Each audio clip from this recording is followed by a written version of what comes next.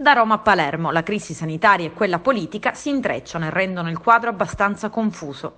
La Sicilia è sotto banco di 1 miliardo e 740 milioni, a tanto ammonta il disavanzo. La Giunta regionale ha approvato ieri sera la bozza di accordo finanziario con il governo centrale per il ripiano del disavanzo accertato nel 2018 dalla Corte dei Conti, ma la crisi romana rischia di mandare tutto in fumo.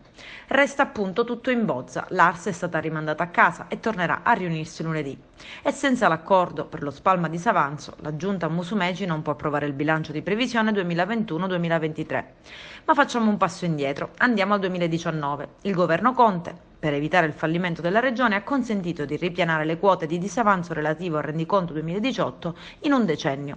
Il termine di 10 anni viene però ridotto a 3 se entro 90 giorni la Regione e lo Stato non sottoscrivano un accordo contenente specifici impegni di rientro dal disavanzo che garantiscano il rispetto di specifici parametri di virtuosità, quale ad esempio la riduzione strutturale della spesa corrente, già a decorrere dall'esercizio finanziario 2020.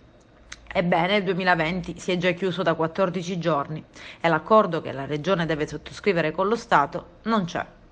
Ma la crisi di governo incombe sul Conte bis ed è tutto rinviato. Vedremo adesso chi darà le carte.